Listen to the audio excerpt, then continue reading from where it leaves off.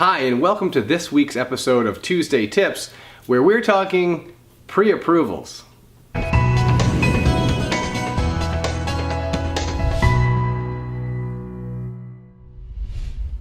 I'm Andrew with the Roach Family Real Estate Team, and first off, I do want to apologize for my voice because, like many of you, I got slapped with a big fat cold that's been hanging on for about a little over a week right now. Every time I think I'm past it, I'm not quite there yet. So anyways, I do apologize for the voice, but it'll be short-lived, I'm sure. Anyways, let's move on here. We're talking pre-approvals today. I cannot stress the importance to you of getting a proper pre-approval. Now, what is a pre-approval? Pre-approval is going to a bank or a mortgage broker and bringing in your income verification, having your credit pulled, showing proof of down payment, etc. Right? This is basically an opportunity for you to get basically a completely approved. The only thing missing would be the house that you're looking to buy. The importance, though, is that when you do a pre-approval, you're verifying your income, you're verifying your down payment, and you're verifying your credit. Sometimes when people are self-employed, there's additional tax information that's required. You have an idea of what you bring in, but your taxes might not necessarily share the same story. Similarly, you may be heavily bonused, which again, you have an idea of how much your income is, but a lender might look at that from a different perspective. For down payment, where's your down payment coming from? Is it borrowed down payment? Are you getting a loan from your parents? Is it coming out of an RRSP? Did you think, hey, I'm gonna borrow some money, etc.? Lenders definitely wanna make sure that your down payment is there and your down payment is coming from a reliable source, right? They don't wanna they wanna make sure that your down payment is not coming from borrowed funds.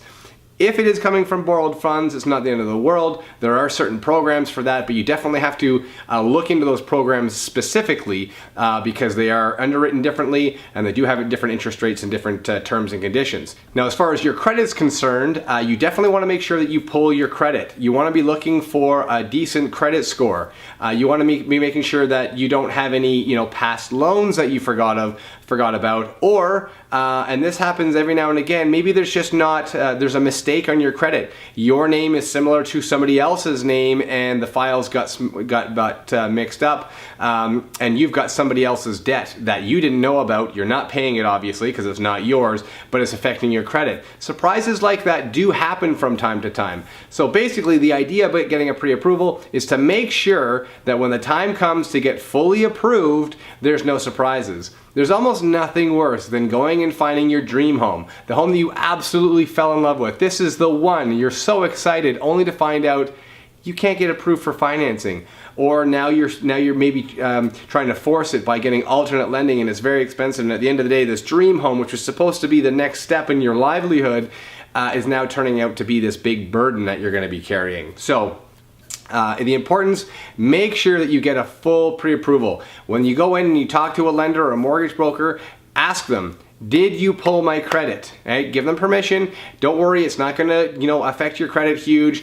Alternatively, if you want to check it for yourself, you can go on to Equifax or TransUnion and pay for your credit score. You can pull your credit report for free. If you want to know what your credit score is, you pay a nominal fee. It's about 25 bucks. That may have gone up in the past, but call it 25 to 30 bucks, and you can get your credit score so you have an idea for yourself as to where you stand. Anyways, that's my Tuesday tip for today. Stay warm. Last night we got that dumping of snow, so I got some shoveling to do, but I'll catch you next week.